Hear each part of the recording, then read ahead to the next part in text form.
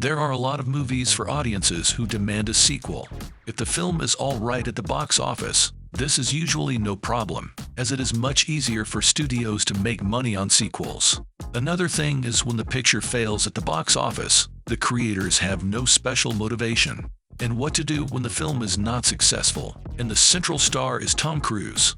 In his entire career, he only starred in one relatively unsuccessful film, and most recently broke the incredible mark of $1 billion with Top Gun Maverick.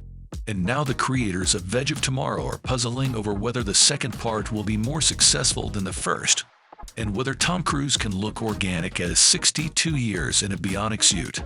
And today, we would like to take a look back at the story of Edge of Tomorrow's first part, and understand why this movie was the only box office failure of Tom Cruise.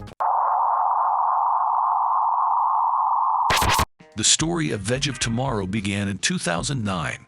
That's when screenwriter Dante Harper wrote the screenplay for Edge of Tomorrow, based on a science fiction light novel by Japanese writer Hiroshi Sakurazaka.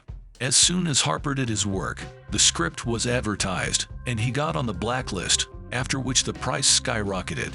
That's where it was picked up by Warner Studios in 2010, paying $3 million for the script. The project started quickly, and the studio quickly engaged director Doug Lyman on the project. There were some complications here. Lyman was unhappy with the script, and asked the studio to turn the script into something extraordinary. Joby Harold, who was able to make his mark with Awake in 2007, was chosen for this.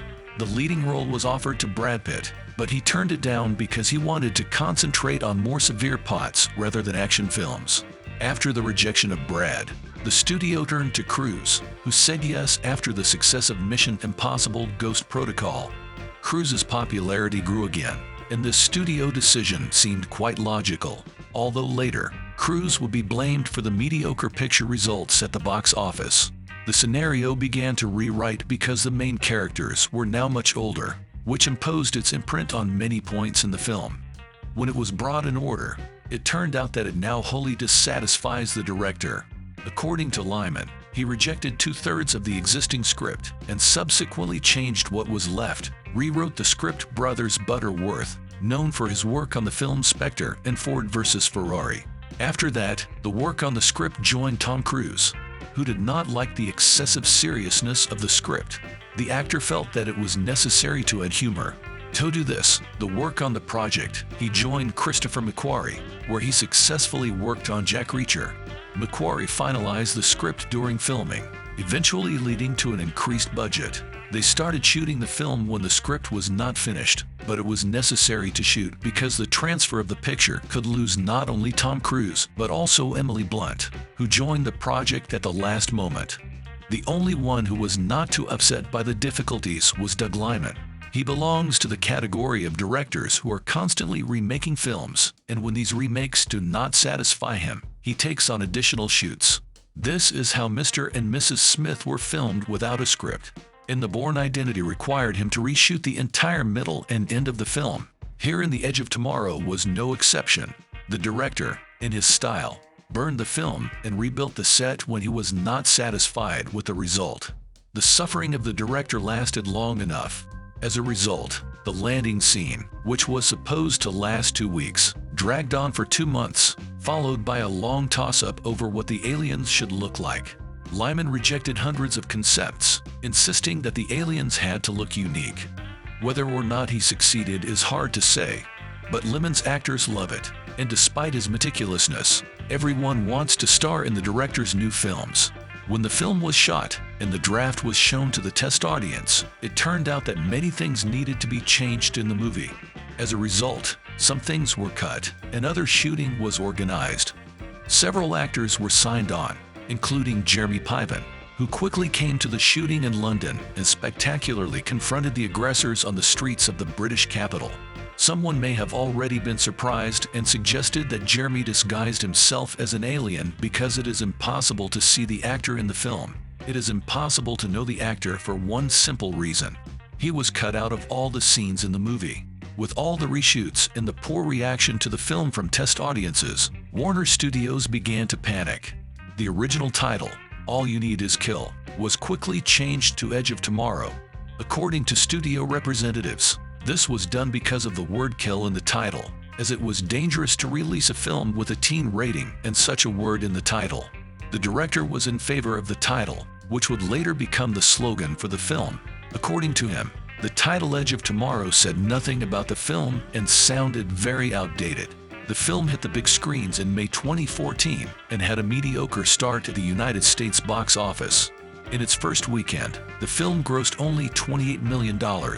It only finished in third place on the chart. Even The Fault in Our Stars and Maleficent managed to earn more. For a film with a budget of $175 million, this is a disaster. Such a bad start in the United States is often written off as the disgusting advertising campaign that organized the studio. Many critics and audiences believe that the emphasis on the constant warfare in the picture was a solid reference for battle. Los Angeles, which was not to the liking of either the audience or the critics.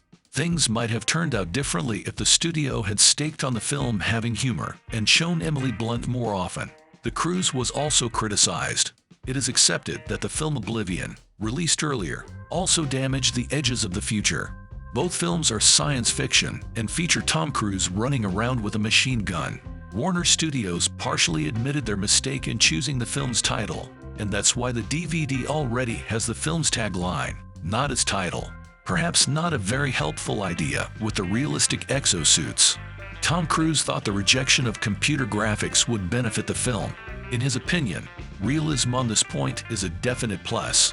However, this plus required millions of dollars, and the problem with these exosuits is that they often need to be more realistic and sometimes downright comical. In theory, the computer graphics in these episodes, which would have cost less, could have looked more spectacular, but there needs to be a way of knowing that. At the box office, Edge of Tomorrow made $100 million in United States theaters and another $270 million worldwide. They say that the film made little money because of the modest marketing costs, but the studio clearly counted on Tom Cruise to come without advertising. The audience came and gave good marks, and critics liked the picture. Now there is a lot of talk about whether there will be a sequel, and if so, when. The studio should give an answer very soon because Tom Cruise is not getting any younger. However, the real potential for Edge of Tomorrow to become Cruise's next lasting franchise lies in its practical effects and stunt work. Cruise's recent movies, like Mission Impossible, have leaned into practical effects and daring stunts, and Edge of Tomorrow is no exception. Tom Cruise and Emily Blunt performed their action in real exosuits, weighing between 85 and 125 pounds. Both stars had to get in top physical condition for the shoot, and they both sustained many injuries during their stunt work, including Cruise falling off of a car during a scene. And while the studio is thinking, streaming platforms, especially Netflix, have become increasingly common venues for science fiction action of late. Films like The Old Guard and Outside the Wire are beginning to turn Netflix into a leader in science fiction. A rights agreement could turn Lyman's proposed Edge of Tomorrow 2 into a streaming project as easily as another theatrical release. Given its apparent focus on smaller, more personal storytelling, it could be a great fit. For now, though, Edge of Tomorrow fans must keep their fingers crossed.